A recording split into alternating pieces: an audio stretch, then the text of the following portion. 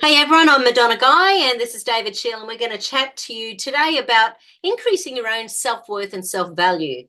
Because with our little video we did recently about the difference between anxiety and PTSD, so that real core difference is that anxiety is something that happens within us without an external cause, whereas PTSD is more when there's an external traumatic stimuli that's happening. PTSD and also complex trauma that comes from childhood issues, because that's also an external thing, either, with the attachment, either too much neglect or too much, what would you call it, aggression or something, or, too much stress in the family home. That's also an external stressor.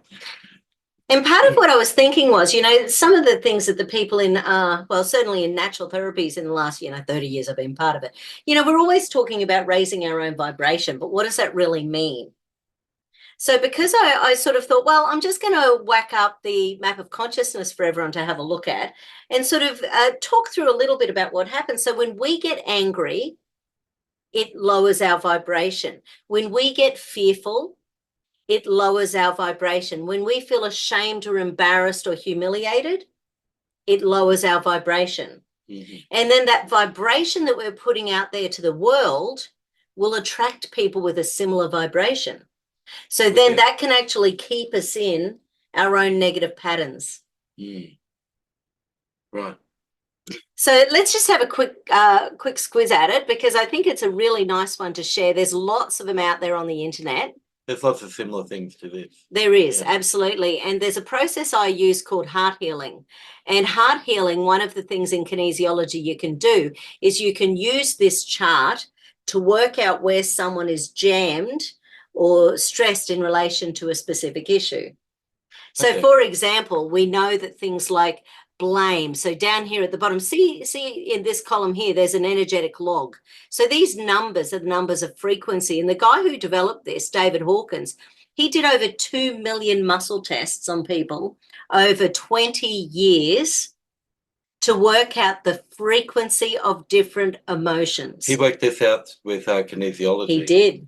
Right, because there's another version of this. It's called spiral dynamics. It's a part. I think they took that from him. I think they took it from him. He was first. But they worked it on I can't remember that guy's name, but spiral dynamics. But it's a very similar thing. It's very similar. And of course, that was someone who would have not believed in kinesiology and gone, oh, we'll do our own thing. But, people always want to. They're going from his approach was more of a systemic approach with it. And so you've got this part, and it's part of one more thing. But a lot of people worked on this. Yeah. So you can have the map of consciousness in relation to your finances. You can have a map of consciousness in relation to your friendships. You can have a map of consciousness in relation to your value systems. So basically, if I feel ashamed because of something I've done, see down there, the energetic log is down at 20. Are these all feelings, do you think? Well, it's a combination. So the name of the level is the shame level. See down there at 20. We can feel humiliated. It makes us miserable. We can end up despising things, and we want to eliminate stuff from our life. So that's what that shame frequency can do. If it is there for a long time. Because with this stuff, normal people go through all these things, but they don't hold on to them. Like, for example, so if it's temporary, but if they become permanent, it becomes a real problem. Would you say that's... well, one of the things for example, anger's in there, right? Except, say, in a family system, everybody fights, like couples fight. Yep. Except the difference between dysregulated and regulated families is the regulated families resolve issues. So a lot of these things can be, they build up and become permanent because they're unresolved. Yeah. And haven't been dealt with at this stage. And because what we're doing as healers, we're helping people get through that. Well, yeah. And what I wanted to sort of comment is that when people can basically live at around 200, so that's between courage and pride. So see in here, between courage and pride, this is where, we have an equilibrium. And what he found is that over a period of the 2 years that he was doing, or 20 years he was doing it, people's vibration actually did start to increase. Right. So he found that basically humans on the planet are increasing their vibration. Now, personally, I think because of the trauma of the last 4 years, I think that people's frequency has actually gone down. May have overall. I think a lot of people, like even, and I know we were chatting about this morning, Russell Brand has just come out as a Christian, and that might really irritate people. But basically, he's come from this place of being a drug addict 20 years ago. He's been sober for 20 years, very much talking about being an atheist 4 years ago. And it's been a really interesting process to watch his shift in what he believes. So that's going into the world and belief and allowing ourselves to raise our vibration to a belief, something beyond ourselves. He's also spent a lot of time with Hindu things. Yeah. Some time with the Hare Krishnas. And so he's like working with a few different religions as well. And a lot of the peak podcasters are turning towards religion now, I've noticed. Yeah. A lot of them have taken up counseling, like big players with, millions of, and I'm noticing that spiritual movement happening. Personally, like, one of the things I think that medically they try to do is by, like say Yuval Noah Harari says that we're nothing but a bag of bones and there's nothing beyond, and how dare we even think that there's something beyond that. There's something that's good about him and something bad about him. I think he's an evil. But, but then again, like as soon as I say that, so as soon as I sort of talk about evil, have a look down here. That frequency is 30. So I don't want to think too much about him because I don't want to destroy my own cells, my own soul by thinking about people who I believe are evil. Well, so if I delve into that too much, then you can feel, and then imagine all this stuff, if you feel like things are hopeless, it's frightening, it's disappointing. And this is where a lot of people who have gone down a lot of rabbit holes the last few years, because there's some awful stuff going on, and it's really easy to get that vibration, being really low.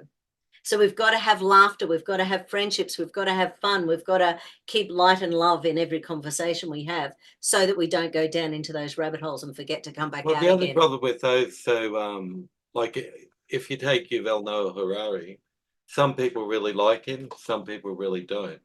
And my thing is to just wait and see with people, because I've consumed a fair bit of Yuval Noah Harari stuff, and he's an interesting speaker. He's got some interesting ideas, but lately his pitch has changed a little bit, and I'm observing to see what he's doing. Because he was a pretty successful speaker, Google Talk. Not my favorite human being. So, but once again, we know that these people are out there. And I think that's the good thing about having knowledge, is that once you know enough, it doesn't bother you anymore. Well, it's like that with people like him or other people. It's like people who oppose me, like especially, in theory, because he's a theorist. I kind of go, well, that's what they're thinking, and everyone's not the same.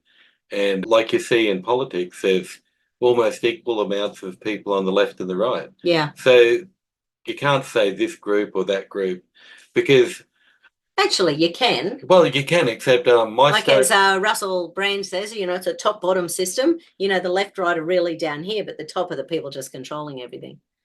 Well, it's a top bottom system, and we're not on top. but another problem with that is groupism, and so that like both Sigmund Freud and Carl Jung studied the nature of groups.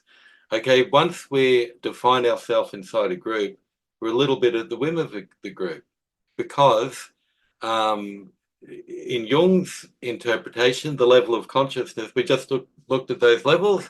When we're in a group, that level tends to go down, right? So a group nullifies these. So these things, while they're individual, Jung said, as an individual, we can get really high. And he goes, as a group, it stays down in the middle section. And Freud said that too. And there's been a lot of study on groups. And the problem with groups is that groups have their own ideas that aren't individual. Yeah. So these people are that, and these people are that, and that's thought by the group. And what's Jung's famous quote about it? He says, if you get the 100 smartest people in the world and get them together, he said, you have the consciousness of an alligator. Because just the collectivity creates this thing that causes the level of consciousness to go down. And so